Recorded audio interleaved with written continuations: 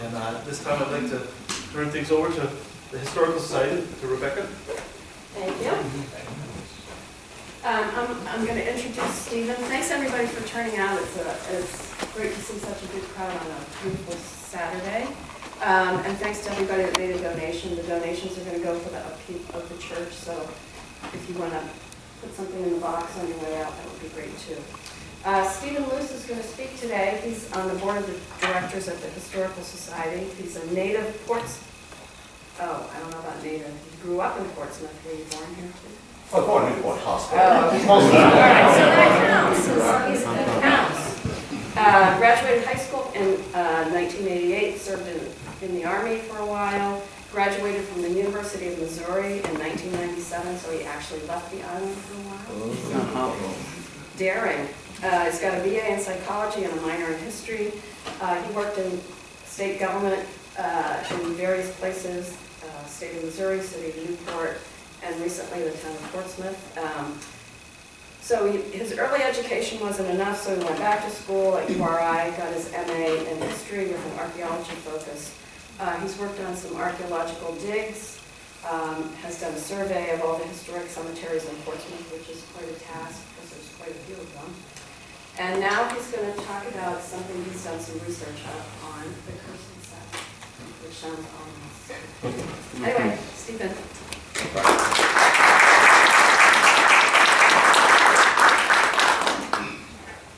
Thank you, Becky. Thank you very much.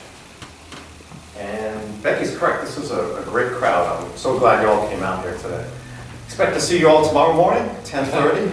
Like Matt said, this is not a museum. It is an active church. And it took me a while to decide exactly what my focus was going to be on this talk.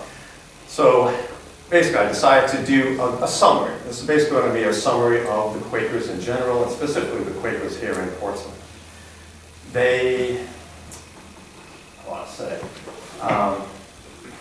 Yes.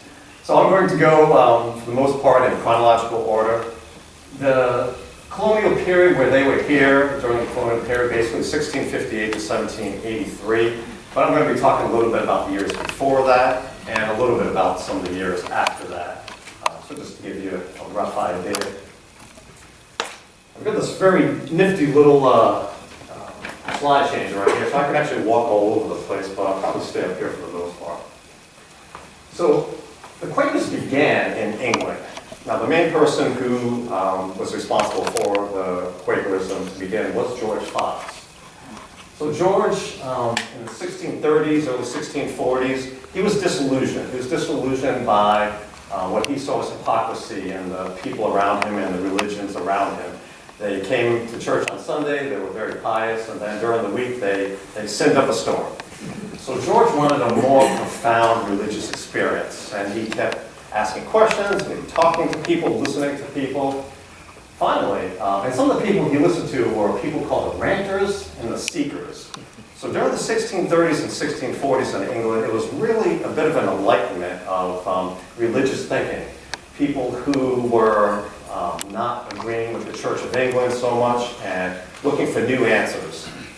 In 1647, George had a bit of an epiphany that all people may know God directly, because we all have the inner light of God within us. So no need for any clergy, no need for a priest or pastor or any intermediary other than Jesus.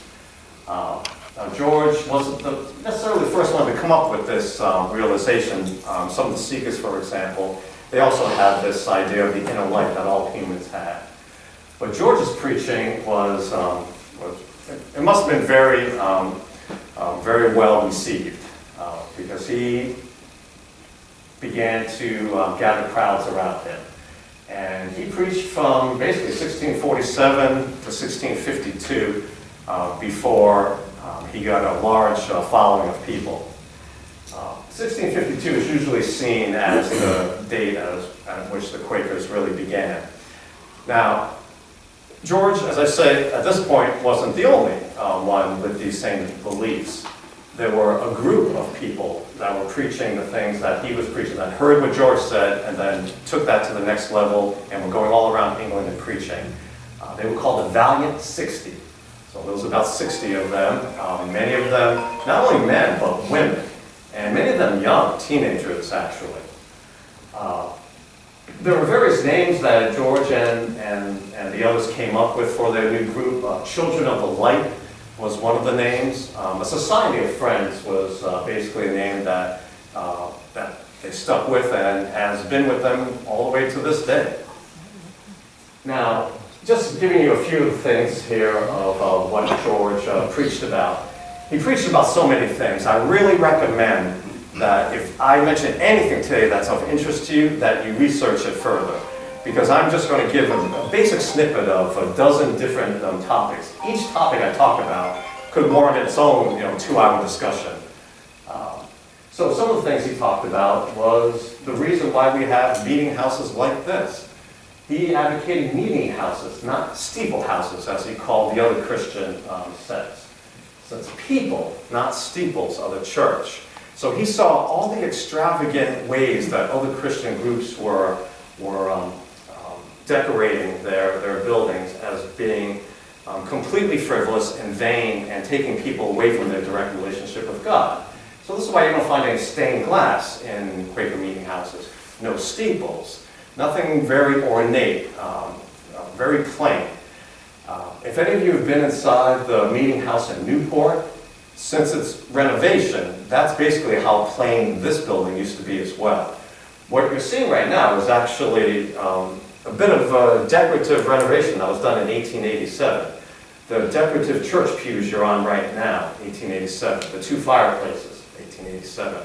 This wood that's covering the original hand-hewed beams behind them, 1887. So this is a very basic church, basic building. And yet, it's even more extravagant than what it had been for its first 185 years. A couple of other items that the Quakers initially, and many of them still to today, believe in, is not to swear any oaths, but make your yes mean yes and your no mean no. It seems like almost a silly type of thing to elevate to such a level of importance. But Jesus made it quite clear in the Bible to not swear on anything. Don't swear by the earth, don't swear by your own head, because you don't have any power over it either. But rather, if you mean yes, say yes. If you mean no, say no. Anything else is from the devil, as what Jesus said. And the reason this is important to them back at that time is because they were obligated to swear oaths to the king, oaths of loyalty. And this is not what they were willing to do, based on their understanding of Jesus' teaching in the Bible. Now that's another thing, there are many things I want to mention. George Fox and these Quakers, they were devout Christians. They knew the Bible inside and out, yet they tended to focus mostly on the New Testament, much more so than the Anglican Church or other sects at the time, which had more of a balanced look at both the Old and New Testament. But George and the Quakers wanted to emphasize the love of God as found in the New Testament. And the light of God, as again, the fact that they are children of the light. Now, just a very quick anecdote here. Perhaps none of you have realized, but I am also a child of the light. My name, Luce, means light. You can call me Mr. Light. That's just coincidence. That is just coincidence. And really quick about something I wanted to mention about growing up here in Portsmouth. I, like many of you, have probably driven by this building thousands of times in your life. I know I have thousands of times in my life. And it started as a child wondering, what is that building? My parents telling me, oh, that's the Quaker meeting house. Well, what's that? Well, it's like a church, is what my parents said.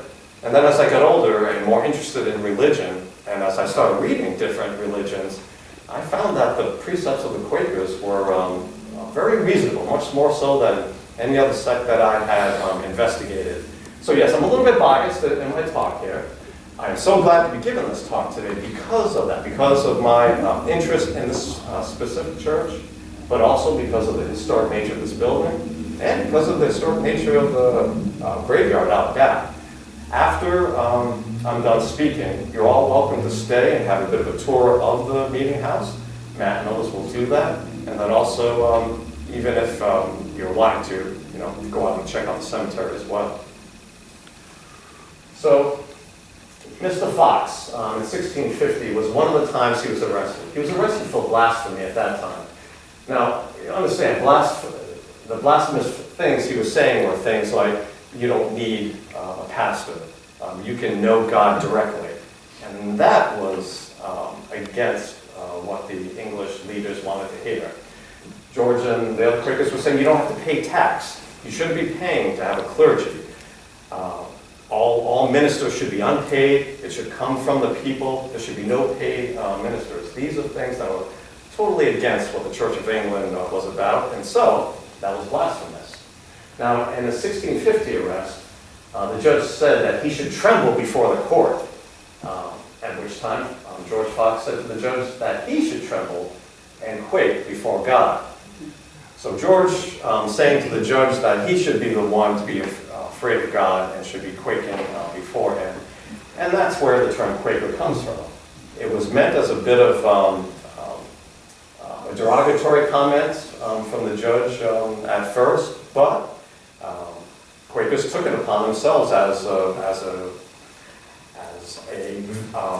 valuable and a correct term for them, that we should all quake before God. So yes, Mr. Fox was very, very religious, and he was one who feared God. 1665, just one of the things that George said, he wanted the followers to keep in simplicity, meekness, patience, and humbleness, justice, truth, and mercy. Now, you're going to have to help me out here if any of those things sound blasphemous to you, because I can't trump it at all. He was arrested a total of 9 times and spent 7 years of his life in prison. He got married in his later life to Margaret Fell. They were married for 22 years, I believe. But they only spent a few years together. Because 1, he spent 7 years of his life in prison. 2, he also spent many years traveling around the world, to the Caribbean, to here in America. So they didn't spend that much time together. They were said to have a very happy marriage. One quick thing about the years, too. 1657, 1658.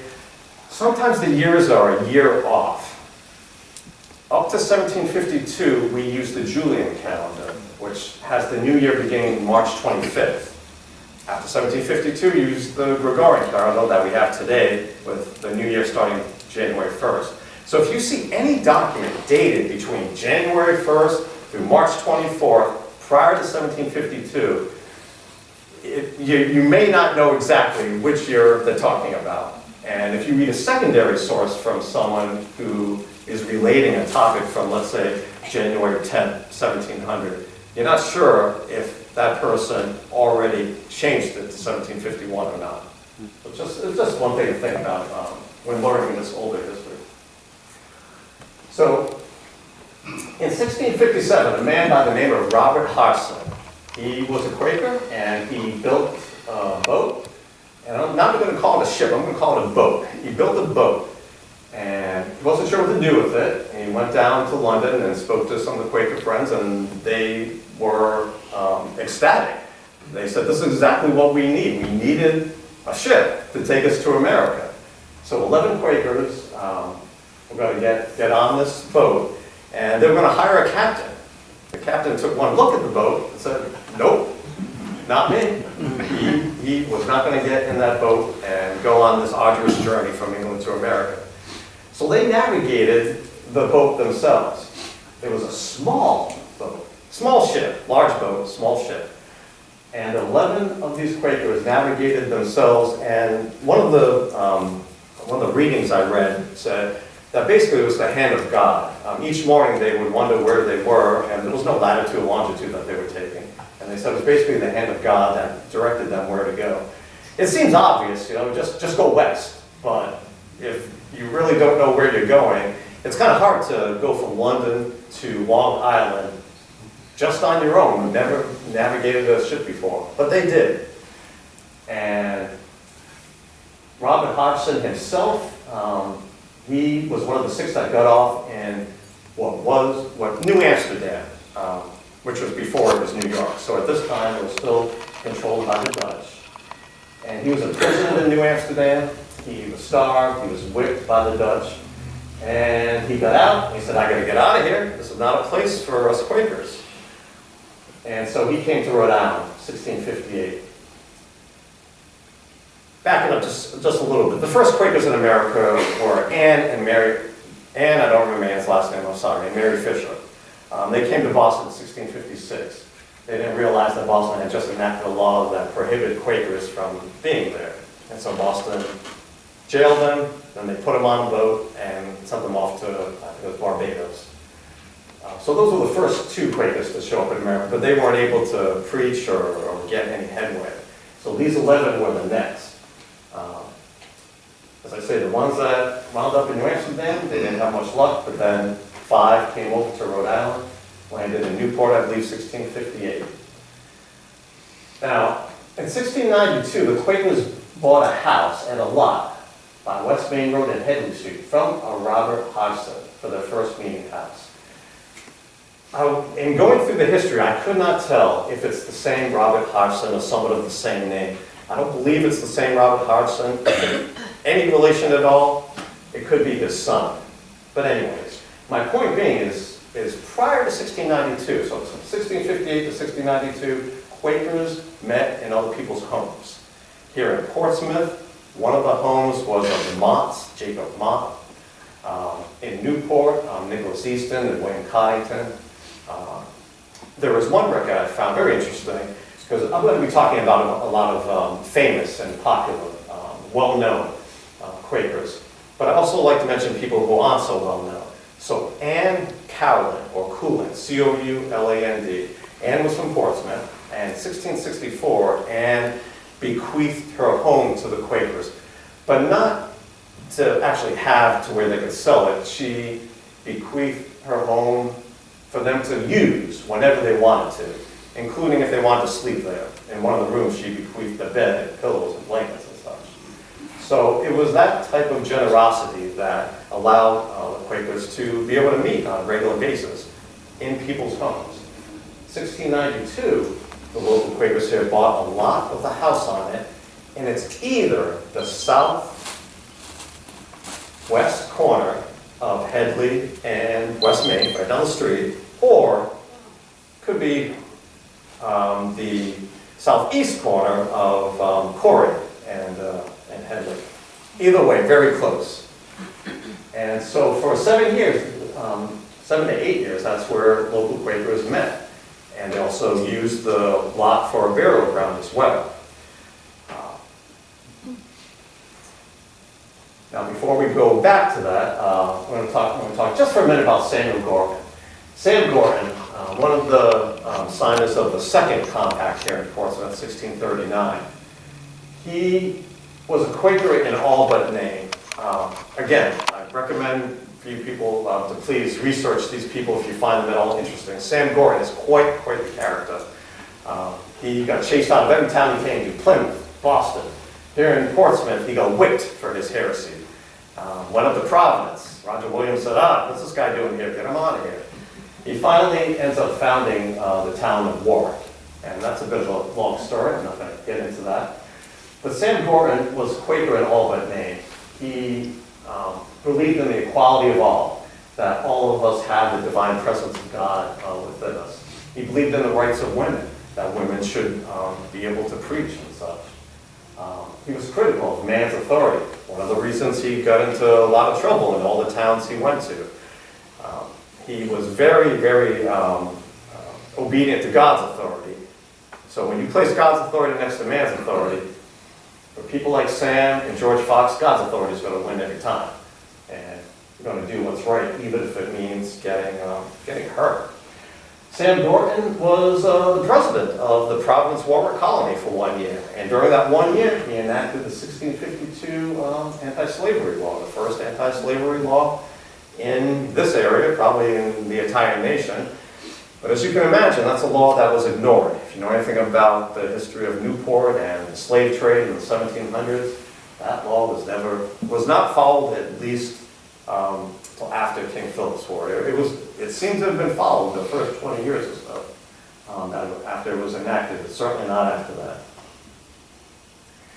And the other reason I wanted to mention Sam is he went to England. He was there for 2 years, 1646 to 1648, in order to get the Earl of Warwick to allow him to come back here to be able to have the ability to stay, basically, and to found the town that he did end up founding. But while he was in London, he preached, so for 2 years, 1646 to 1648. I wonder if George Fox ever heard of it. I don't have George being in London during that time, but to me it's just interesting how these people got around and would hear each other and speak to each other.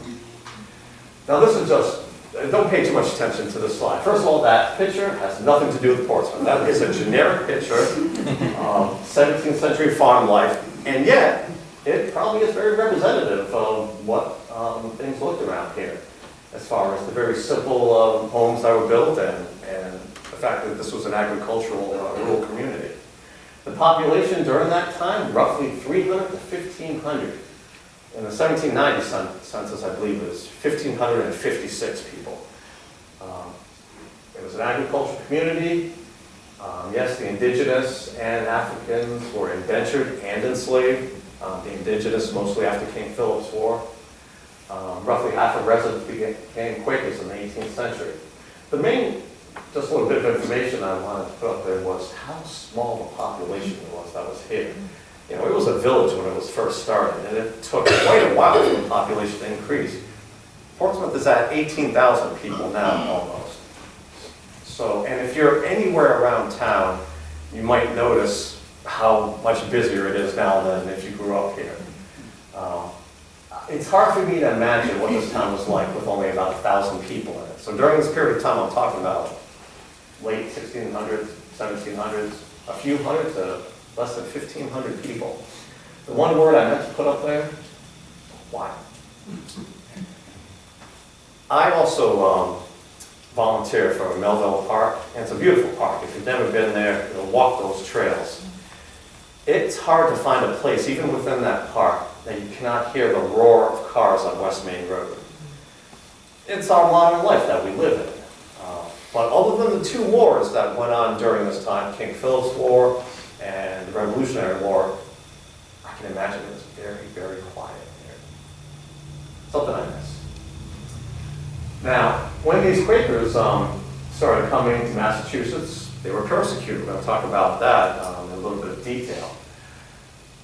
But Massachusetts then banished the Quakers, right? And a lot of them came here to Rhode Island. So here are just, I really recommend reading this. Reading the entire letter from Massachusetts, from the United Colonies to Rhode Island, where and I just summarized one part of it. We request that you remove those Quakers that have been received in Rhode Island, and for the future prohibit their coming amongst you. A few months later, Rhode Island responded. Benedict Arnold, not the one of the trader fame, but I believe an ancestor. He replied back a few months later, concerning these Quakers here in Rhode Island, we have no law among us whereby to punish any, but only declaring by words their understandings concerning the ways of God. I want you to really understand what a complete black and white picture this was back then. How different these two approaches were to the very same people, saying the very same thing. In Massachusetts, they were vilified, they were persecuted, they were jailed, they were tortured, they were killed. In Rhode Island, that's fine. We don't have a problem. They're just speaking their mind. And it's also telling that they specifically use the word declaring by words. Meaning if they were doing anything violent, anything physically, then maybe that would be something different. There's a lot here. Very, very, very busy, very messy. You should never do a slide like this. We all are unable to read that. It's too much. You should only have maybe a quick sentence. But basically, on the right are snippets of the actual Anti-Quaker Laws, and on the left is a contemporary declaration being sent to England telling them what's going on here. Because they don't know. This is still an English colony, and the leaders in England don't know what is going on a regular basis. So just really quick, 1656, whereas there is a cursed sect of heretics. So that's where we get cursed sect from. It was, and actually it was used in every single one of their laws. The cursed sect, a cursed sect of heretics, commonly called Quakers, reproaching and reviling magistrates. Remember, what they're simply doing is they're questioning the magistrate. They're saying, no, I'm not going to pay tax, that's not right. No, I can't say an oath, I can't swear an oath. That's against what Jesus said. And to the magistrates who are not used to being questioned, this was blasphemy. This was not going to be accepted in any way, shape, or form. Hereby order that what master shall henceforth bring into any harbor, any Quaker shall pay 100 pounds, and the Quaker shall be severely whipped. So initially, Massachusetts' biggest penalty was actually against the ship's captains for bringing Quakers in. But then this quickly changed. They realized, well, this isn't going to stop. People keep coming here. So let's now focus on the Quakers themselves. 1657, first offense, had one of your ears cut off. Second offense, have the other ear cut off. A third time that you're caught preaching this blasphemy, have your tongues bored through with a hot iron. 1658, they have not been deterred. So each year, it's like, oh, that didn't work. They're still coming, they're still preaching their nonsense about everyone having to let God with them.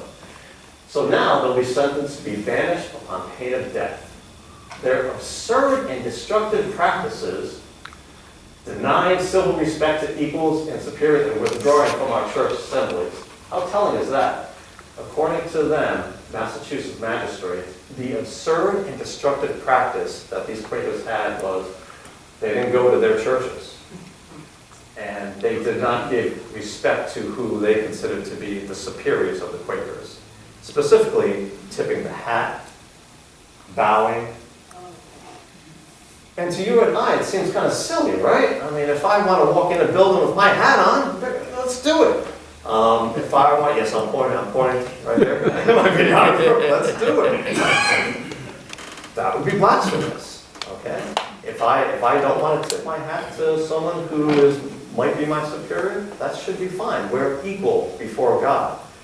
No, not according to the Massachusetts officials. Now, in 1661, King Charles II banned Massachusetts from executing Quakers. That was after the 1660 execution of Mary Dyer. We're going to get to her in just a second. Try and do this in chronological order, but things get flipped around a little bit. So after King Charles said in 1661, you cannot execute the Quakers anymore, Massachusetts came up, and they're very inventive, came up with a different way. Okay, how about this? The Cart and Whip Act. We're going to strip them naked from the middle upwards, tie them to a cart's tail, and whip them through town. Once they get whipped through that town, they'll immediately be conveyed to the constable of the next town and whipped through that town until they're out of our colony.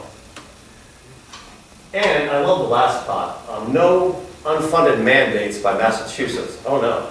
They said, the constables of the several towns are hereby empowered to impress cart, oxen, and other assistants for the execution of this order. So the magistrates wanted to make sure that the local constables, had the equipment they needed to properly whip and torture these Quakers. And now here's an old illustration. This one specifically is showing James Naylor, also a very prominent early Quaker.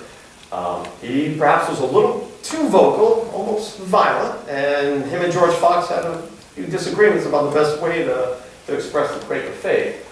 So that's supposed to be James right there. He has been stripped down to his waist, and he is going to be whipped severely while the cart moves forward. He walks behind it. Now, one example that I didn't put up there is that it was basically only the officials and the magistrates in Massachusetts that was so adamant to get rid of the Quakers. The local people sympathized with them so much so that in one of the cases where two women were tied to the carts and they were being whipped through the town, blood was coming all down their bodies, the local people were horrified and they stopped it. They ran over, they untied them, cleaned them up, because it's just so ridiculous. Again, these are the same people in one colony and another treating the same group of people totally differently. That's fine, say what you want. You believe whatever you want to believe in God. Massachusetts officials say, oh no, we've got to put a stop to it. So now Mary Dyer, and all these people that I'm mentioning have some sort of direct connection with Portsmouth. So Mary Dyer was one of the original settlers, 1638, when she moved here to Pecasset. So this colony, this town was called Pecasset at first, 1637 to 1639. The English renamed it from the indigenous word Pecasset to Portsmouth in 1639. Mary then moved to Newport, 1639. 1652, she went to England and learned from George Fox. She was there for 5 years. 1657, she returned to Newport to preach. She visited Boston at that time and was arrested. She had to write to her husband, William Dyer, and William Dyer had to go up there and promise she won't come back again, I promise. Well, Mary was a very strong-willed woman, and she did what she wanted. She did what God wanted her to do, from her belief. And so 1659, she visited Boston, was arrested, convicted, and this time given the banishment upon pain of death sentence. All right, now this is twice, Mary. You come back, we're going to kill you. Now, at that second time, 1659, they actually had the noose around her neck. They were trying to scare her to death, scare her to not come back. She was not scared. She was in no way held down. She may not have thought she was going to be hung in 1660. She was trying to get this law stopped. She was trying to be an example to show the people how ridiculous this law was. But unfortunately, it didn't work for her. It perhaps eventually caused the next year, 1661, for King Charles to stop that execution of Quakers. But for her, it did not help. She was hanged in 1660. Now, the Motts are a very interesting group of people. The Mott farm was first 100 acres and then about another 50 acres, 150 acres. It's where King's Grant is now and Melville Park. So where the King's Grant is just west of us, a quarter mile, and Melville Park was the 150 acres of the Mott farm. The Mott farm is one of, if not the longest lasting family farms in America. It remained in the same family, Mott family, for 250 years. Okay, from 1640 to 1895, 255 years. And Adam Mott Sr., he passed away in 1661. We don't know if he became a Quaker before he passed away. Probably not. We old people get set in our ways as we get old. But his son, Jacob Mott I, and grandson, the second, and great-grandson, Jacob Mott III, and great-great-great-grandson, they like the name Jacob, apparently. So, and these aren't even all the Jacobs in the Mott family. There are more. But these were the four that were the heads of the household. And these were four that were devout Quakers, and they were very active in affairs here in Portsmouth. The picture is of the Mott farmhouse, and that picture was taken early 1970s before the house was dismantled. So the oldest part of the house, at least 1670, it could have actually gone back to 1640, but probably not to 1670. The house was dismantled in the 70s, and it was supposed to be saved. It was packaged up into a semi-trailer in Connecticut, and it wasn't weatherized in any way, and it just totally rotted. All the wood rotted, and the house is gone. But archaeologists did a great write-up on that, if you ever want to read about that. Now, so Jacob Mott II, he was 9 times counselor here in town. His son, Jacob Mott III, 2 times town counselor. And all four of these Jacobs were visitors, overseers, ministers, and elders within the Portsmouth Society of Friends. And so they were directly involved in upholding the faith of the community, both by example and by direct instruction. So overseers and visitors, I don't want to get this wrong, one of them, the role was to, I believe the visitors, to go and visit a member who might be straying away from something. So I hear that your son is thinking about joining the army. He's talking to a recruiter. Let's visit with him to try to correct him from this error. And so that's what they would do. They would periodically go and visit members of the congregation and keep them on the straight path of the Quaker beliefs. Now, 1672, this must have been quite a thrill for the Quakers here on the island. So they've been here for 14 years now. Their numbers are growing. George Fox visited Aquidneck Island. He spoke at William Connington's house in Newport, probably also Nicholas Easton's, so I don't know why he wouldn't have gone there as well, but I haven't heard of that. And he also spoke at Jacob Mott's house here in Portsmouth.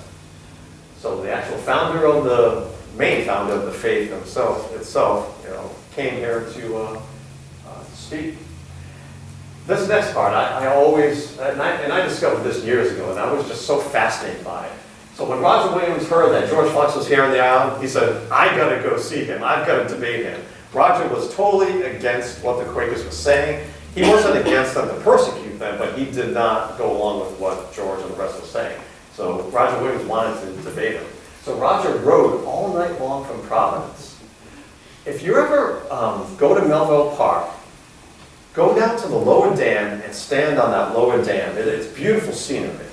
All right, you look to the east, you'll see the park, but you look toward the north and northwest, all you see is the bay, and you look directly to Providence. You just see that's the line that Roger took when he rode from Providence right to, well, what is currently Melville Park, or the west side of King's Grant. So I just thought that was fascinating that he did that. All night long, when he finally got here, where's George? George left. I don't know why George didn't debate him. Maybe, he had to be somewhere else, and I can't wait. Also think that he thought it was pointless because he already kind of knew what Roger's position was. And George Fox's reason for coming here wasn't to debate, was actually to visit. It wasn't to debate non-Quakers, but rather to visit Quakers of the faith. But even though Roger didn't debate George, many locals, before I say that, several Quakers did debate George Fox in Newport. And many of the Newport locals were convinced by the Quaker message and converted. That Q should have been capital Q. So many local Newporters became converted from this debate, the 1672 debate. I believe Nicholas Easton, Henry Bull, William Connington, they all seem to become Quakers after this time. And here's Mr. William Connington on the right, Governor Connington. Most of these pictures are not real pictures of the actual person. George Fox, we don't know what George really looked like. That is a very standard, typical old picture of George Fox, but it's not really what he looked like. Mary Dyer, we don't know what she looked like either. She's got a great statue in Boston, but again, it's just conjecture. This is William Connington, though. This is what the man looked like. But Nicholas, William, Henry, these were all early Portsmouth residents. This is why I'm mentioning that as in line with Portsmouth Quakers. They were here as original settlers, 1638. And then they went to Newport. Edward Hutchinson, the son of Anne. So you know Anne Hutchinson and her husband William. Their eldest son, Edward, he was a soldier. He came here in 1638 with his parents, with Anne, but he only stayed a little while, and then he went back to Boston. He reconciled with the Boston authorities and basically said, I'll be a good boy. I'm not going to stir up any trouble like my mom did. And so he stayed in Boston, became a soldier. He became a captain and very involved with the militia, Massachusetts militia. to the point where he was in King Philip's War, and he died in the war, 1675. But he was a staunch defender of Quakers and opposed to their persecution. So the fact that Edward was here in Portsmouth, was a strong defender of the Quakers, and the son of Anne, that's why I threw him up there. One of his jobs was working in the courthouse up in Boston, so he was there. I think it was a deputy. So he was there as these people were coming in, getting persecuted, getting sentenced to their torture, and he did all he could to try to help them. Giles Slocum, 1623, 1682, grist mill owner. So I think we know, if you know Portsmouth history, you know the Slocums, very, very big name here in Portsmouth. So he became a Quaker as well. Philip Sherman, he was a secretary for the town of Portsmouth, a town clerk, general recorder, he was a deputy, and I wanted to include him. So I want to include local people who were involved in Portsmouth, either by living here their whole lives or at least visited here in the early years. And also because we know Philip Sherman's house was actually built in 1670 and it still stands here in Portsmouth. Not in the same spot where it was originally built, but it is still here. What you're seeing now are just all the renovations that were done in the 1700s. It would have been much plainer in 1670.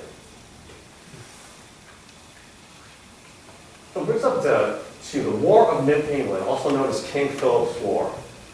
So this has a very important connection with Portsmouth and the Quakers. And again, as with all of these people and events I'm mentioning, please, I encourage you to research them further. The past 2 years, I've given a talk at the Portsmouth Historical Society talking about the indigenous peoples of Portsmouth. And I go into a lot of detail. Perhaps I'll give that talk again, but if I don't, you can find it on YouTube if you're interested in that topic. So here is a picture of King Philip, also an individual who we don't know what he looked like. And so any picture is going to be as accurate as the next. His name was Metacom or Metacomet, and both he and his older brother, Len Sutter, asked the English for English names. So the English gave his older brother the name Alexander, for Alexander the Great, and gave Philip the name Philip, or Alexander's father, Philip. So that's how Philip got his name. Now in the beginning, 1675, when the Pokanoket, which Philip was the sachem of, the Narragansett were neutral at first. So it was just the Pokanoket from Bristol that were engaging in conflict with the Massachusetts English. Rhode Island was supposed to be neutral, being mostly Quakers here in Rhode Island. And the Narragansett were neutral as well. But then, in December 1675, the English in Massachusetts launched an attack against the Narragansett here in Rhode Island. It was the United Colonies. There was no official militia from Rhode Island that participated, and yet a few individual Rhode Islanders joined this force of 1,000 people, 1,000 soldiers. And they had a battle at the Great Swamp. It's sometimes called the Great Swamp Fight. Others, especially the indigenous, then and now called the Great Swamp Massacre, because this wasn't, it started out as a fight. You know, some of the indigenous were fighting the English back and forth as the English came upon their fortification in the swamp. But then it turned quickly into a rout, into a massacre. The English burned the fortification, and the women and children, hundreds of women and children, just burned to death. So, after that, as you can imagine, the Narragansett are no longer neutral. And so the Narragansett and others went about attacking mainland Rhode Island towns, such as Providence. So Providence was destroyed in March of 1676. And at that time, both Newport and Portsmouth, and here's the quote, Portsmouth inhabitants have taken such care that those of the colony that come, relief may be supplied with land by the towns. The towns being Newport and Portsmouth. I don't have a full quote up there. So Newport and Portsmouth agreed to allow refugees from the mainland to come onto the island for safety during this conflict with the indigenous during King Philip's War. Here in Portsmouth specifically, I believe it was 100 acres that was set aside for mostly people from Providence to come and live in safety until the war was over. Now, Aquidneck Island was never attacked during King Philip's War. The war itself lasted for 3 years total, but it only lasted for 15 months here in Rhode Island, Massachusetts. The rest of the time, 1677, 78, the war was going on in Maine, so northern New England. But here locally, it only lasted just over a year. But during that year, the indigenous attacked all around Aquidneck Island. All the mainland towns that were just west of us, Warwick and Providence. North of us, all the Massachusetts towns, Rehoboth, Somerset. I don't remember them all, but it's interesting if you look at the map of this conflict and see that everywhere around Aquidneck Island, there was conflict and war, but on the island itself, there wasn't. We don't know exactly why. We do suspect that some of the local leaders, like William Coddington and Nicholas Easton, may have spoken with Medicom to let them know, hey, we're going to stay neutral here. You don't come attack us, we won't attack you. But either way, that's how it was. In 1673, there was actually the Rhode Island General Assembly. It may not have been, no, it wouldn't have been the Rhode Island General Assembly, I apologize. It would have been, I believe, just the Newport and Portsmouth government, the island government. Had a conscientious objector clause, prior to 1673, I'm sorry. It was enacted in 1673, so if you don't want to go to war because it's against your beliefs, against your religion, that's fine, you don't have to. In August of 1776, it was repealed. As it turns out, the war with the indigenous was over at that time, so it probably didn't affect any local Quakers. I'm not too sure on that. Moving forward. All right, so the first Quaker Meetinghouse and burial ground in Portsmouth. So this is, as I originally mentioned, 1692 to 1700. I have seen other reports that it was at the southeast corner of Headley and West Main Road, which is right here, which is currently land that's for sale. But this Edward West map from the 1930s shows Robert Hodgson's land right here. Either way, it's one of the two. It's pretty close.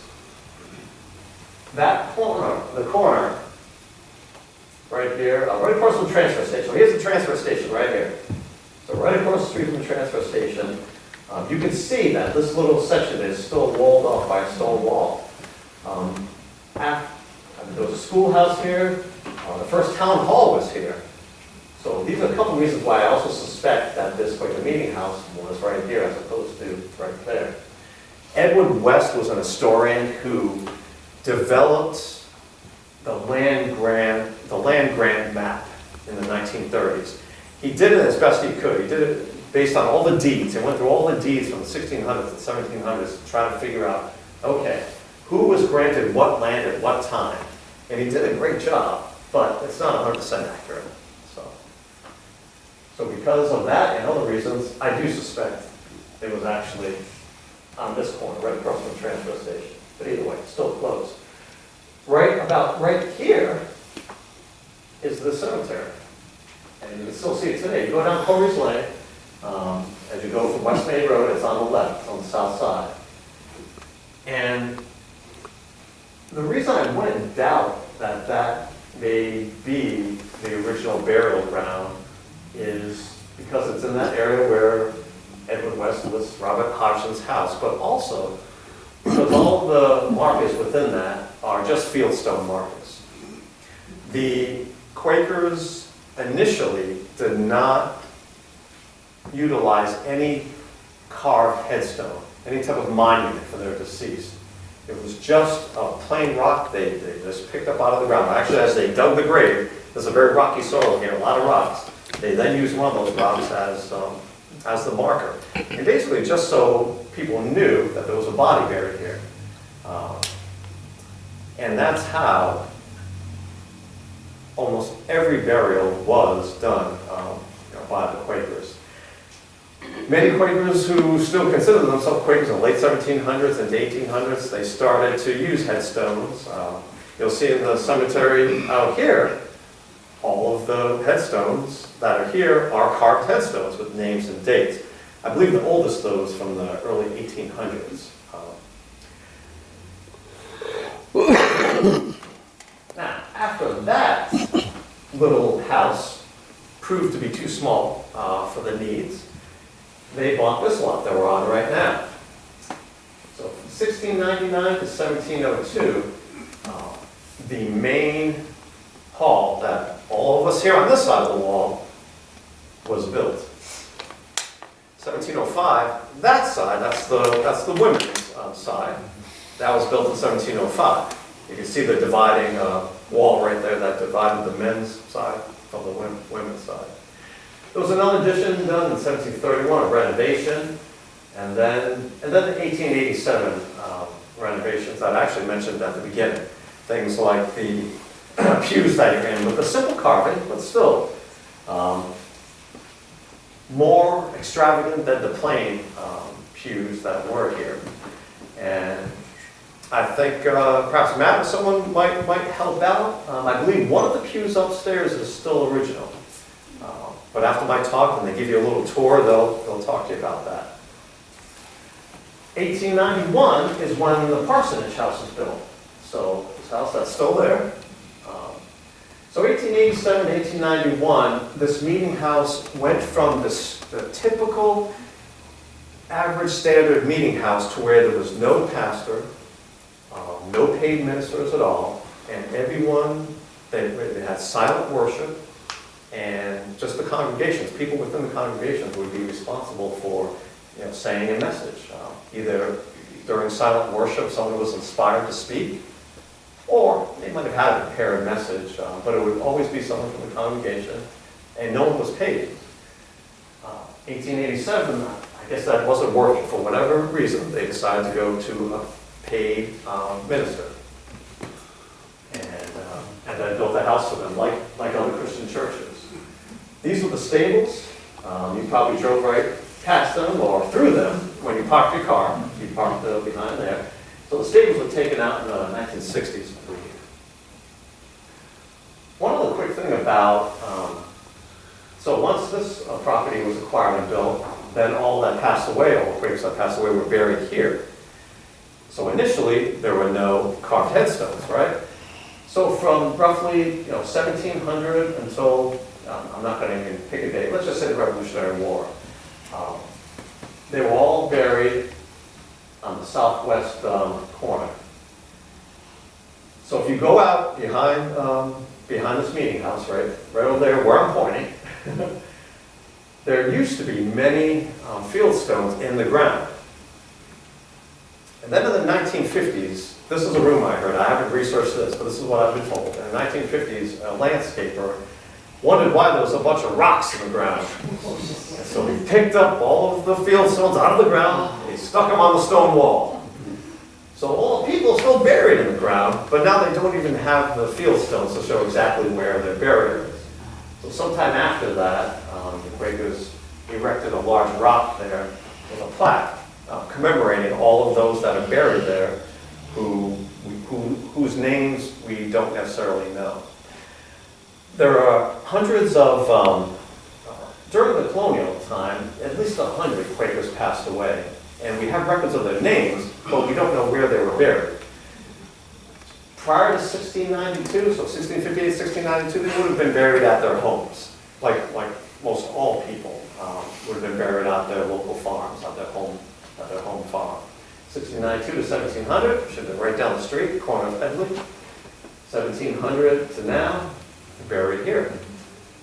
And I believe, and this is still an active graveyard as well. So if you do need a place to be buried, this is as good a place as any.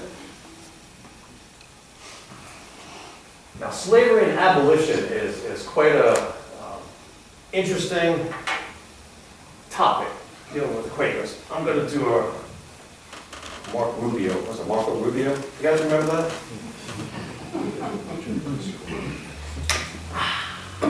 All right. So there'd be a lot to unpack with this, and I'm just going to try to give a basic summary.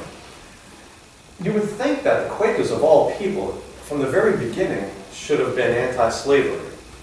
And they really should have been. But there are several reasons, perhaps, why that wasn't exactly the case. One, the movement started in England, where there were very few, if any, enslaved people in England during the 1600s. The English brought their enslaved people to the Caribbean, where they could work them on the sugar plantations to make money. So kind of out of sight, out of mind. Also, George Fox needed to get members. His vision from God was to spread this word, spread the word throughout the world about all of us having the inner light. And he knew that if he went to these slave owners, these plantation owners, and just berated them, that they would just get defensive and turn away and not accomplish anything. So when he first went to the Caribbean, he actually stayed at his, I believe, brother-in-law's house, or relative's house. So his relative was a plantation owner. George was sick for a week, so his relative is taking care of him for a week. So it's not an excuse, but it probably explains why he wasn't so adamantly against the enslavement of others at that time. But here's what I've noticed too. His ambivalence about slavery was unfortunately used in later decades to try to justify the continuation of slavery. Just like many Christians would point to Old Testament verses that seem to justify slavery. But if you read what George actually says, and read it with a very clear light, he was totally against slavery. He himself never owned any enslaved people. That would be ridiculous, since, according to George, God made all nations of one blood. So you ought to have the mind of Christ and to be merciful. Before that, he basically said, God is not a respecter of people. If anyone comes to God and with a fervent desire to join back with God, God will accept you. It doesn't matter what nation they came from. It doesn't matter what they look like. It doesn't matter what their blood is. All of us are one blood. All of us have the same inner light of God within us. So have the mind of Christ. Did Christ have any slaves? Would Jesus Christ have enslaved anybody? No, of course not. So what he's basically telling these slave owners is, get rid of your slaves. If you want to be like God, if you want to be like Jesus, okay, you should not be enslaving anyone. He said that without actually fully saying that, which is unfortunate. But then we also have the fact that it was, within decades of that, the Quakers then became the most vocal abolitionists of the 18th and 19th centuries. Let's back up, go to the very top here. So there were many people who spoke out against slavery prior to Quakerism. That to me is very important for everyone to understand. If you just have a basic understanding of this history, you might think that Quakers started the abolition movement. You might think that, well, it was a different time in the 1600s, okay? It's just the way it was back then. People enslaved other people. It's just the way it was. No, it's not, okay? From the very beginning of the English chattel slavery, okay, in the Caribbean, from the very beginning, there were people who were against it. There were people who spoke out against it, who voiced their concerns. One of my favorite ministers, English Anglican ministers, Samuel Richworth. Samuel Richworth was on the Caribbean island of Providence when the first Pequots were sent there, and also African enslaved people were sent there as well. No longer as indentured servants, but full chattel slavery, slaves for life is what that means, and their children become slaves for life. And Mr. Richworth saw this and was disgusted by it. And he He organized a few escapes. He helped both the indigenous enslaved and the African enslaved escape Providence Island, and go towards Nicaragua. And it's interesting that the benefactor, the owners of Providence Island, the grandees of England, which included the Earl of Warwick. Remember, I mentioned him a few minutes ago. He was in charge of the plantations, English plantations here in the Americas. So the Earl of Warwick, John Pym, and some very prominent Englishmen owned this little island, Providence Island, actually berated Mr. Samuel Richworth and said that he was wrong in his belief that Africans should not be enslaved during their estrangeness from Christianity.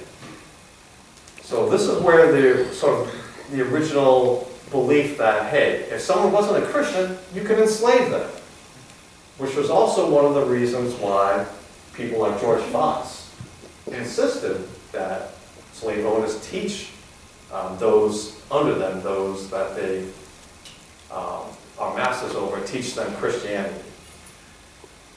So my point is, from the very beginning, there were people against us. Look at our founding fathers. They're not a great bunch to look at, but look at John Adams, all right?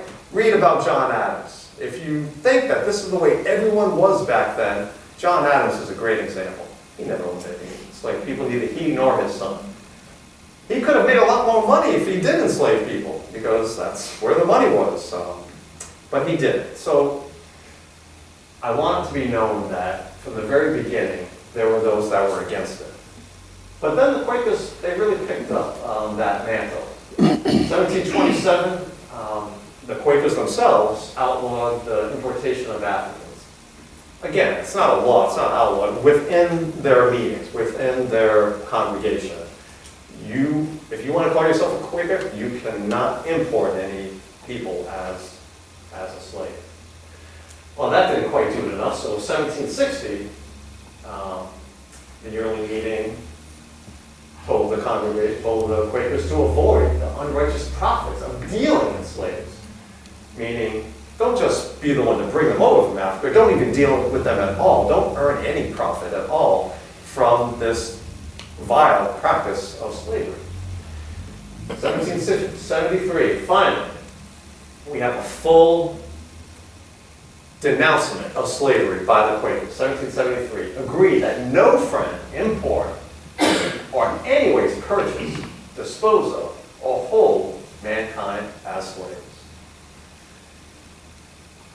And during the next few years, from 1775 to 1780, 22 bills of manumission were granted on Aquidneck Island. So not just Portsmouth and Newport. Also during that same period of time, 1775 to 1780, 14 Quakers, members of the Quaker faith, were disowned, who refused to free their enslaved.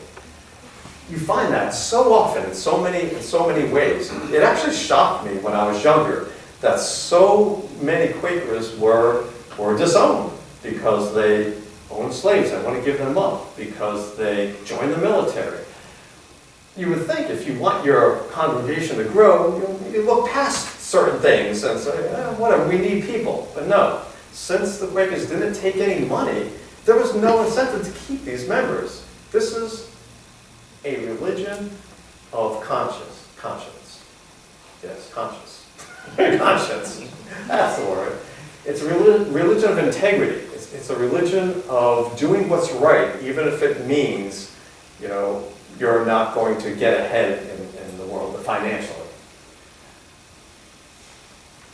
And that caused, in 1783, for the Quakers to submit a petition to the Rhode Island General Assembly. At this point, it is the Rhode Island General Assembly, the entire state, for the abolition of slavery. So Rhode Island enacted a very early anti-slave law, 1783, 1784, because of the Quakers. Unfortunately, it was a gradual emancipation. It didn't free everyone enslaved in Rhode Island at that time. What it said was no one born after this date, I think it was May 1st, 1783, can be enslaved. So unfortunately, there were still some people who were born before that who continued to be slaves in 1810, 1820. I believe there were no enslaved people in Portsmouth after 1820, at least according to the census. As of 1790, there were still 19 enslaved people in Portsmouth, but presumably not by Quakers, because they were so adamant of kicking out members who refused to give manumit to slaves, who refused to free their slaves. I can't imagine that any of those 19 in 1790 were owned by Quakers. They may have still considered themselves a Quaker, but they weren't an official Quaker of this Meetinghouse. They were given the boot. Revolutionary War and Pacifists. You know, how do you fight a war if you don't have soldiers? And how do you live in a society that where you don't help secure it militarily? Well, the Quakers, they didn't care. They agreed to submit themselves to whatever authority was over them. The King of England, President of the United States. They agreed to not get in the way of any civil authority, as long as it didn't violate their principles. So, for example, as long as the civil authority didn't force them to swear an oath to this or that. You see in the documents, too, at this time in the 1700s, in many places it will say to swear or affirm if you're a Quaker. So you know that nowadays. You go into court, you swear or affirm. That's where the affirm comes from. It comes from perhaps not just Quakers. There were other conscientious objectors to war, but mostly from the Quakers, unwilling to swear an oath. So it's just a couple little snippets from the Revolutionary War time dealing with Quakers here in Portsmouth. So in the 7th month, Jeremiah Thomas hath listed as a soldier. We do disown him. From the 1st to the 4th month, 1776, now the reason this took 3 months, so Joseph Brownell, son of Thomas, acting in warlike manners in building a fortification, do disown Joseph Brownell as a member of our society. So it took 3 months because they didn't just disown him outright. They went to go visit with him. They tried to convince him of the error of his ways. Say, look, you shouldn't be helping build that fortification. That's against God, it's against Christ, it's against our faith. I wonder which fortification he was helping to build. It could have been the Butts Hill Fort, the first battery that was up there. But either way, after 3 months, he was still adamant. I am going to fight in this war. I'm going to help with the fortification. And so he was disowned by the Quakers. In the 10th month, 1776, Benjamin Stanton had been on a cruise in a private vessel of war. We do disown him. So he was just on a boat, but it's a warship. So even just being on a warship was enough to tell the rest of the Quaker congregation that you are not following our precepts. You can't be one of us anymore. Really interesting thing too I want to mention quick about the months. You see it doesn't say July or October. It's the 7th month, the 1st month, 10th month. So the Quakers, very early in their history, realized that it was pretty anti-God, anti-Christian to use the days of the week and the names of the days of the week and the names of the months of the year, being that they're almost all pagan names. Saturday? Do you worship Saturn? No. Saturn would be a pagan god. This is the 7th day. And it goes with other days of the week too. This is a very interesting book. So much of my research for this presentation was from the books here in the Quaker Meetinghouse, and also other primary sources that I was able to get. This is a really good one because it lists, it's a summary of all Quaker beliefs as recorded from their yearly meetings. So this particular book was from the 1807 yearly meeting in Newport. But when you open it up and look at each section, they're divided by subject. So there's the subject of war. So the first paragraph may talk about that from a yearly meeting from 1710. So it has the dates of each precept, each revelation, you could say. So it's a very excellent book. And it has a whole section on the days and months, talking about the fact that these are pagan names. Wednesday is Woden's Day. Thursday is Thor's Day. These are pagan Viking gods. Why are we worshiping Woden on the fourth day of the week? Why are we worshiping Thor and acknowledging that name? Names are very powerful. So powerful that many people throughout many cultures believe that by even just saying a name, you're bringing forth that entity. You know, as long as people remember your name after you die, you will live forever. So names are very important. The Hebrews, they wouldn't name God. That's where we get the name Yahweh from. It's just letters, right? Names are very important. And so, and not just the Quakers, but other religions as well have looked at these names of the week that the Catholic Church has used and totally denounced it as against God's will. God said, don't have any other gods before me. And here we are, every day of the week, every month, almost every month, we're mentioning some pagan god. Now currently we're in a month that isn't pagan, it's November. This used to be the 9th month. So September, October, November, December are the only months that still have their number for a name. September the 7th month, October the 8th month, when it used to be the 7th and 8th month. So just a little explanation for why you see, 12th month, 10th month. So 12th month, 1776, as our meeting had at this time a number of soldiers in it, renders it inconvenient to proceed to business. This meeting is adjourned to Newport next 5th day. And so that would be Thursday in our speech, the 5th day. So right here, right where we are right now, right where you're sitting, okay? These British soldiers were hanging out here. And the Quakers in town, they wanted to have their meeting, but it's kind of hard to do. I mean, you have a bunch of guys, doing what young guys do, not being very reverent, not being reverent at all about a group that they totally disagree with. So that's another thing too. In many ways, the Quakers were on the outs during the Revolutionary War from both colonials and from the British. They wouldn't fight for either, so both looked upon the Quakers here in town as nothing more than a source of plunder, to try to take food, anything they could. 1778, the 8th month, the friends who were drafted and refused to serve or pay for substitutes were distrained of their goods. So that's kind of what I was talking about right there. It becomes very complicated because there was a time during this where the Quakers were not required to be in the military. They were allowed to be conscientious objectors.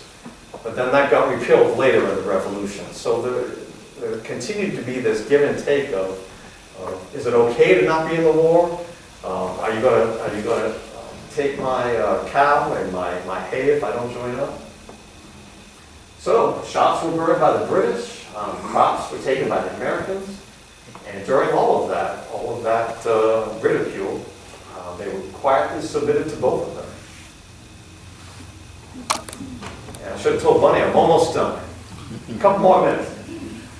So 1777. Now this I just put up here because this is what the oath was if you wanted to be a conscientious objector.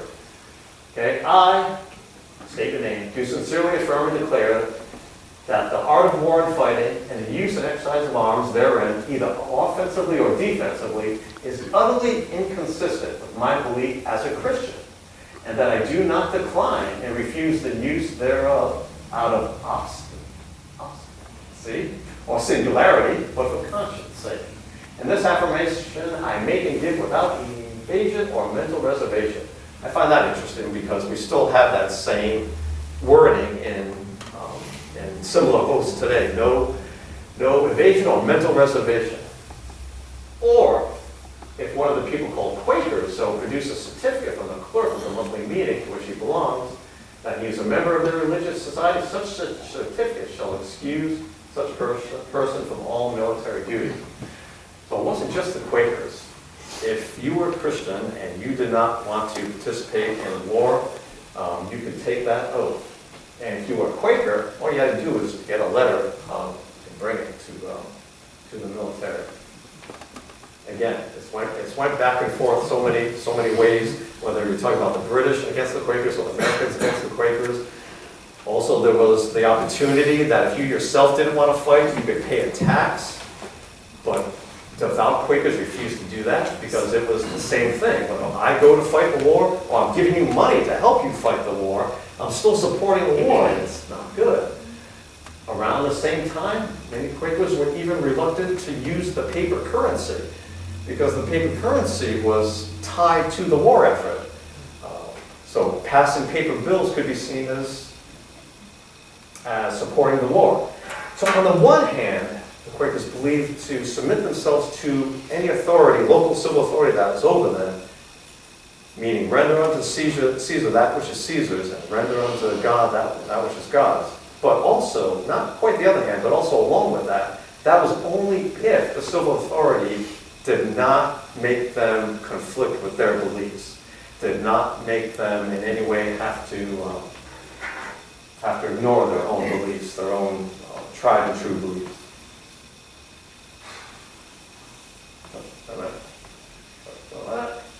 All right, the very last slide here. Thank you so much for bearing with me in this time.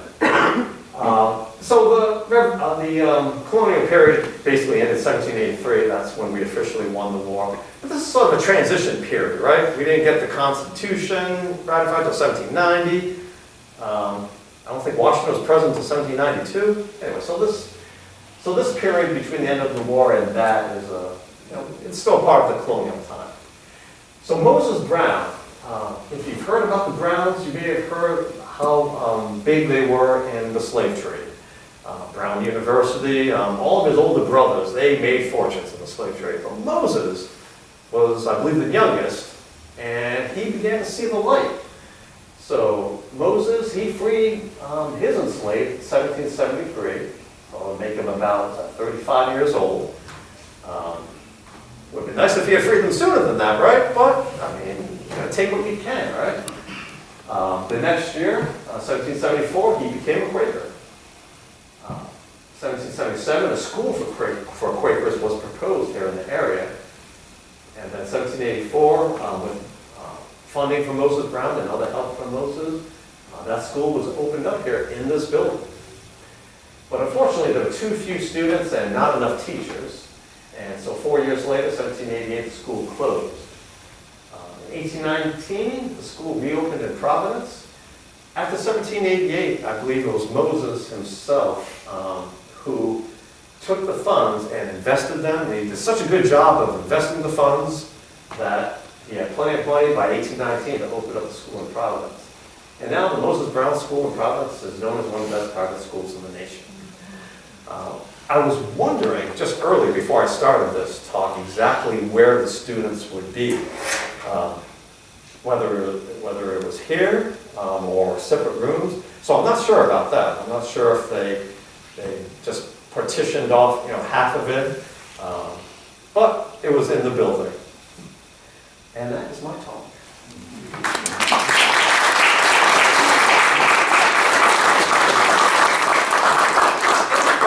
Question earlier. I didn't want to stop. Any questions? You actually answered it. My question was, you were talking about the Quakers being persecuted, and it was twofold. One was the religious beliefs and practices, but also secondly, were not bound. Right, civil laws. So it was, what is this? Number one, I thought people came to America for religious freedom, and you're doing this, and then you're adding that on it because what they were doing didn't weigh a lot, where you change people's lives with the Quakers. So now you're going to pick on the cultural, norms of, That's been a really big criticism of the Puritans. They wanted religious freedom for themselves. They didn't want religious freedom for anyone else. The Puritans had their own beliefs. It conflicted with the Anglican Church, so they came here. They came to Massachusetts for themselves, so they could practice their beliefs. But they weren't about to let others in their midst have their own opinions and beliefs. Yes?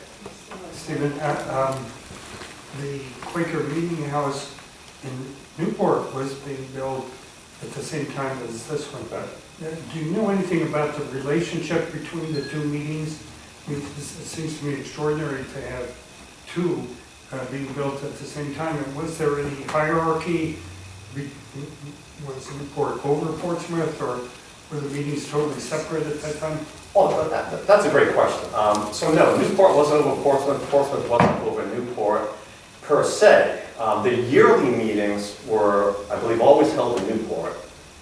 But quarterly meetings, they took turns. So quarterly meetings were sometimes held here, so Newport Quakers would come here. Sometimes quarterly meetings were held there. When the buildings were actually built, the one in Newport was done first, and they may have started first. I believe the one in Newport was done by 1699. I don't know of any specific instances of mutual aid, but I wouldn't doubt that at all. You know, that's the way it was done back then. You're going to have a barn raising, get everyone together to help raise the barn. Also, one of the Motts helped build the Quaker Meetinghouse in Dartmouth. So, since he helped build that one in Dartmouth, I wouldn't see why he and others like him from Portsmouth didn't help those in Newport, and vice versa. I don't know of any specific historical reference to that, but, you know, just the way people are in general and the way the faith was back then, I don't see why they would not have helped each other out.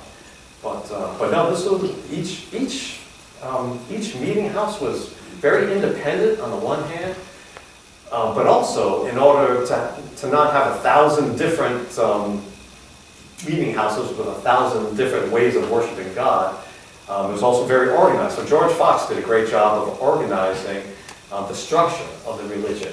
He instituted the yearly meetings, the quarterly meetings, the monthly meetings, in order for people to get together and come to an agreement about how we should do this, how we should view warfare, how we should view abolition of slavery. So, hope that makes sense. Yes. And when you were describing this Memphis, you said something about the women's area would be here and the men's over there. And how come that? I mean, I thought everybody was supposed to be sort of integrated. Well, that is a great question, and I used to have a good answer for that. I don't have a really good answer for that for you right now. But what that does remind me of is still, it actually reminds me of, I'm sorry, the answer to your question is I am not sure why. I am not sure why. There are so many ancient and in the Old Testament, for example, about women have to be separate from men, especially when it's that time of the month. I mean, there's so many odd things like that that might explain why the women should be separate from the men. Perhaps they wanted their own space. I don't know, and maybe some of the members that are here might know. I don't know if women worshiped with the men together in this space together until they built that space just for the women. I'm not sure. But that does remind me of when they would bring their enslaved African people into service. So, again, not as good as it should be. It would have been great if all of the enslaved black people were allowed to sit with the white members, but they had to sit in the back. But at least they were in the meeting house. So other Christian sects didn't even allow the enslaved people to come into their churches. The Quakers allowed them to come in, but they still had to sit in the back.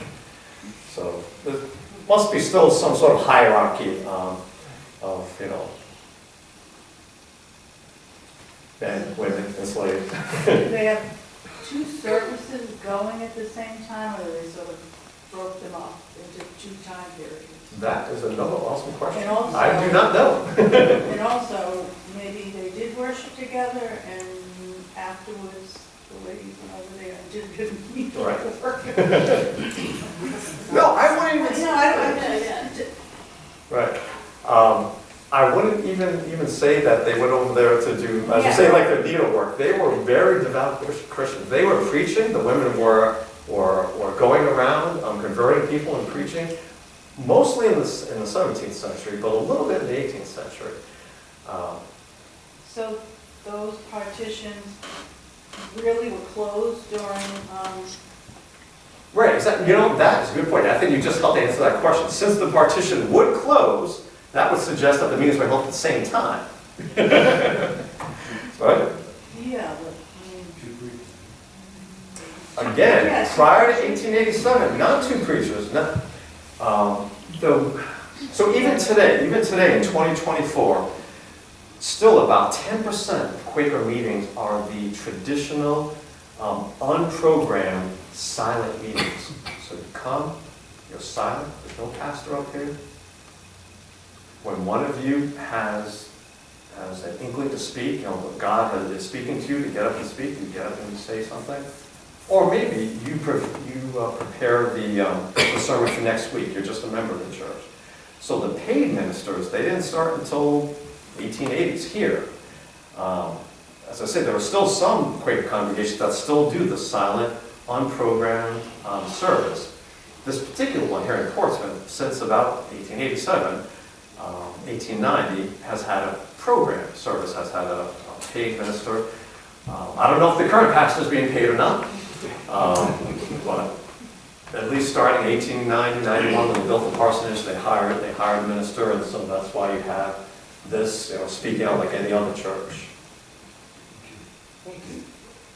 Yes. You just mentioned Anne Hutchinson in passing, and historically, she's the one that's mentioned with Portsmouth. Okay. So, and I wondered why that was. Well, the focus of the talk is about Quakers in Portsmouth. And Anne was never a Quaker. Oh, I thought she was. Some people, many people make that mistake. She had a lot of beliefs that could be seen as similar to some Quaker beliefs. But no, neither she nor her son Edward ever became Quakers, although Edward was very, as I mentioned, supportive of Quakers. He was very much against their persecution. But neither of them were officially Quakers. I just assumed she was. Oh. Because of Roger Williams wanting her to separate from him. Well, here, let me give you the better answer to that. She unfortunately died in 1641, before the Quaker movement started. So she got killed in New York, killed by the indigenous, I believe it was 1641, so many years before first Quakers even came in. Okay, thank you. Yes? In your slide, you introduced the word manumission. Would you define that, please? The only way I can define it is when an owner of an enslaved person frees their enslaved that's under them. Manumit. I'm not sure the exact etymology of the word. It seems to be Latin, manu for hand, but I don't know. Yes, it's the freeing of someone under your authority. Yes? I'm sorry I was late, guys. I thought this was going to be at 2 o'clock. Oh, no. I was early on my time. But I'd like to know, when do you think the largest population of Quakers on the island was, and when did it diminish, and maybe why? So, probably right around 1750, right before the Revolution, and roughly about half of the islands, half of Rhode Islanders were Quakers. The numbers really started to go down after the Revolution. Even though the numbers went down after the Revolution, still there seems to have been a lot of locals who were still Quakers. That's the only reason that all of this expense in 1887 could be justified. There must have still been a lot of Quakers around here. Why? One of the main reasons why the population of Quakers went down is because they stopped being involved in government. So early Quakers were very involved in the civil government in the 1600s, early 1700s.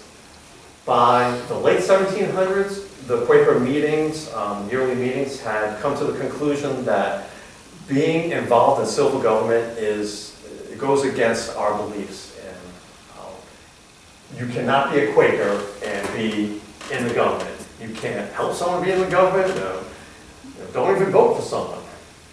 You can complain about what they're doing, but you could in no way be a part of it. again, you're gonna find books like this, find yearly meeting books like this.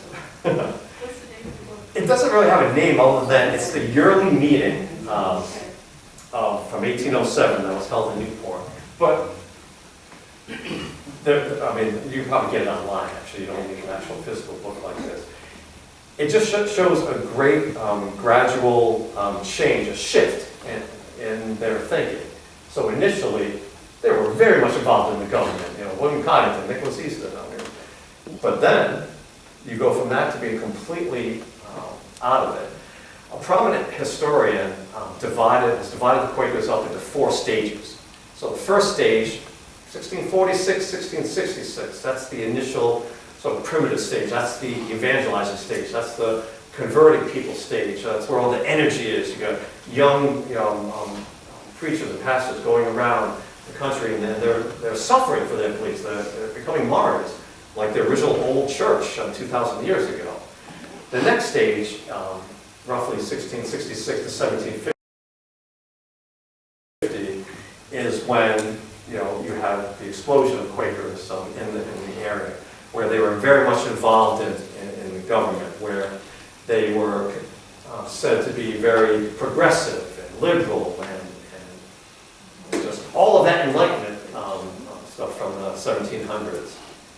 After 1750 to roughly 1827, is a stage where Quakers are starting to withdraw, or be quieter, and not caring so much about converting other people, but rather let's just keep our people that we have together. Let's keep our families in the ways that we want. After 1827, there were several schisms, little divisions. Whatever. Some Quakers thought we should emphasize the inner light more than the scriptures. Other Quakers thought we should emphasize the scriptures more than your interpretation of the inner light. So there, like many religious groups have their little differences. So that even today, you'll find many different Quaker congregations with somewhat different beliefs. Evangelical Quakers that are in Middletown. I don't know them intimately, but I get the impression they're very similar to other evangelical Christian groups. But anyways, hope I answered that. Currently today, in this church, there's music. Is that the opposite of what the early Quakers were? Yes. So, I mean, there are some things that, we can agree with and some that we might, not necessarily agree with, but they were against all of that. They, unfortunately, unfortunately, just the way it is. They took on a lot of those Puritan ways against music and dancing and playing cards, and they would admonish their members to watch out for your children and keep them away from these vain activities. Dice and cards and drinking too much. So there was a lot of those things. But also, they thought that their members should be separate from the world in many other ways. Don't become a Freemason. We have to live in the world, but don't be of the world. Which is a sentence I remember from Church of Jesus Christ. So, a lot of similarities. Did this ever, during the time of George Fox and the other guy that was preaching around England, did it ever sort of take hold? In England? Yeah. Oh, no, absolutely. Europe, because I just don't know. I'm asking you, Tom. No, it's not a dumb question. So probably by 1660, Are they still there? right? Yes. So probably by about 1660, there were about 50,000 Quakers worldwide, and worldwide being mostly England, America, along the coast, and the Caribbean. But Quakers also went around the world to different places. Missionary? No. Kind of. Mary Fisher, for example, God bless her, that was a woman with she had some guts and gusto. She went to visit the Sultan of the Ottoman Empire in the 1600s and to preach to him about the Quaker faith. And she was received by him. And she wrote about him afterwards saying, oh, he was very gracious, very nice. He and his people are pretty close to God.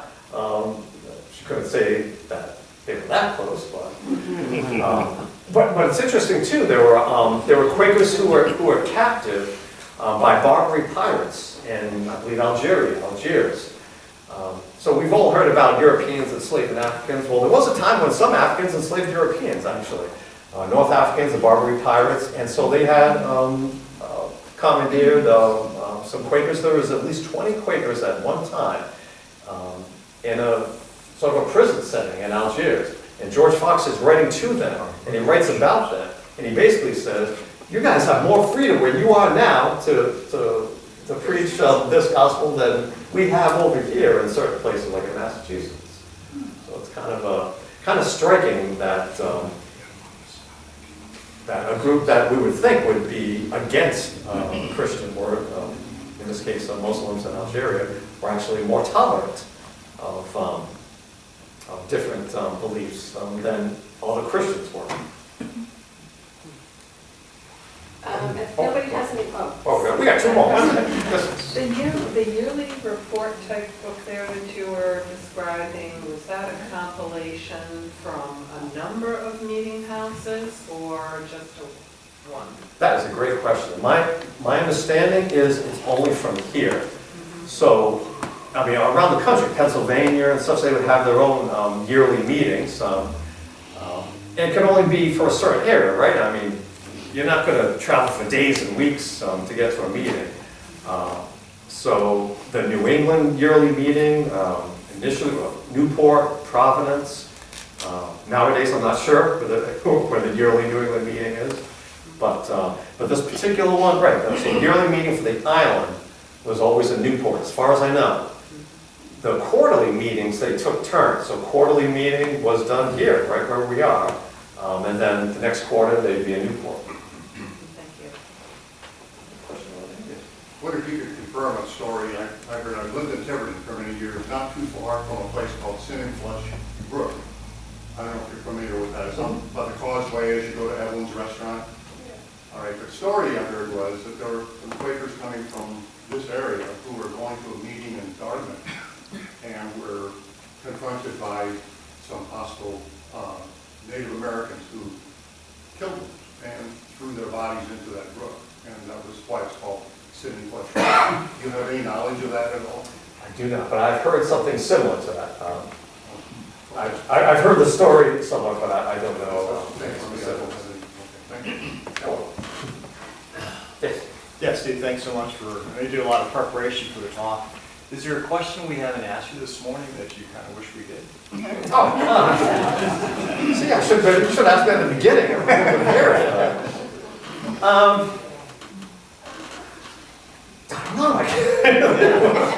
And as soon as I leave, I'll be like, that's what I should say.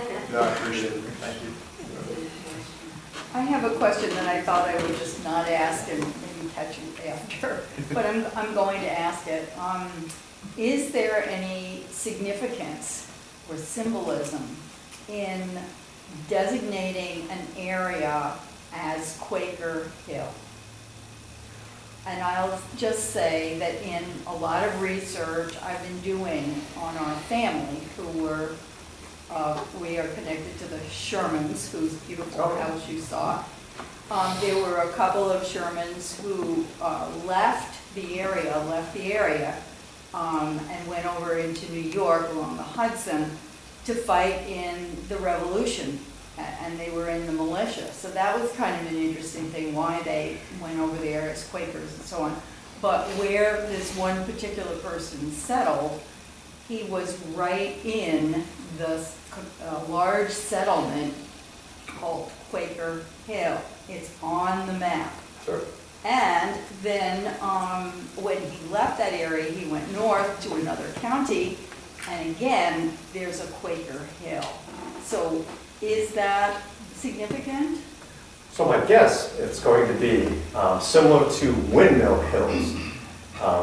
You go into many different towns, look at many maps and books. There's a Windmill Hill in Jamestown. There's a Windmill Hill here in Portsmouth. Wherever there's a windmill on top of the hill, some locals called it Windmill Hill.